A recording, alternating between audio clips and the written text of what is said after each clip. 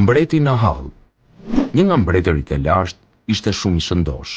Për shkak të mbi peshës, mezi lëvizte vendit. I dëshpëruar, një ditë ai mblodhi të gjithë këshilltarët e tij dhe u kërkoi t'i bëjnë derman. Duhej patjetër t'i gjeni një mjek apo një ilaç i cili do t'ia ulte peshën dhe do ja shkrinte ato dhjarmëra. Të gjithë këshilltarët u menduan, por me sa dukej, nuk gjetën asnjë zgjidhje për problemin e mbretit.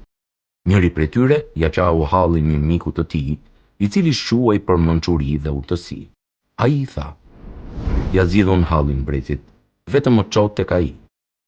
Me të vajtur tek mbreti, ky i fundit i tha: "Më bëj derman se do t'jap para sa të duash ti. Do të të bëj të pasur, edhe do t'jetosh gjithë jetën në luks."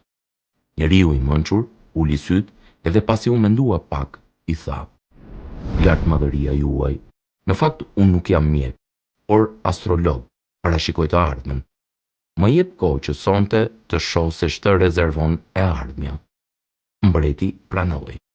Të nesërmen në mëngjes, njeriu i mençur vajti tek mbreti dhe pasi e përshëndeti, i tha: "Do të flas, por dua të më japësh besën se nuk do të më bësh gjë të keqe."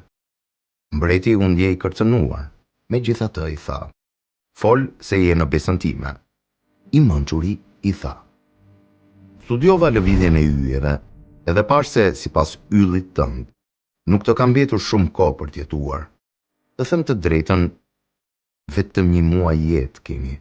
Prandaj nëse dëshiron, i përvishem punës edhe merrem me trajtimin e peshës tënde të tepërt, edhe pse keni vetëm një muaj jetë. Nëse dëshiron që ta vërtetosh parashikimin tënd, më mbaj në pallatin tënd gjatë këtij muaji. Po që se parashikimi im është i vërtet, më lër të lartohem. Në të kundërt, hak merru si të duash." Mbreti e mbajti në pallatin e tij njeriu i mençur. Mandej ai vet u mbyll në dhomë, edhe nuk dilte fare të takohej me njerëzit. Gjithë ditën ishte në ankthë dhe i mërzitur. Çdo ditë që kalonte, ankthi dhe frika nga vdekja veç i shtohej. Nuk shijonte asgjë, nuk hante, filloi të ligështohej dhe të humbas peshë ditë pas dite. Ditën e 28, mbreti urdhëroi që t'i sillnin njeriun e mirë. Me t'u takuar, mbreti e pyeti: "Si mendon tani?" Njeriu i mirë ju përgjigj: "Zoti të lartësoft, lart madhëri, pa që ymër të gjallë. Në fakt unë nuk ja kam fare haberin nga parashikimi i të ardhmes. Unë nuk di sa do t'jetoj për vete, jo më të di se sa do t'jetoj mbreti ynë. Por për sëmundjen edhe vuajtjet tuaja, nuk gjeta ilaç tjetër më të mirë se sa ankthin edhe frikën nga vdekja. Ankthin edhe frikën nga vdekja nuk mund të ta bëja prezente, veç se në këtë mënyrë. Siç e shikoni edhe vet, dhjamrat edhe mishrat tuaj të tepërt i përkasin të shkuarës tashmë."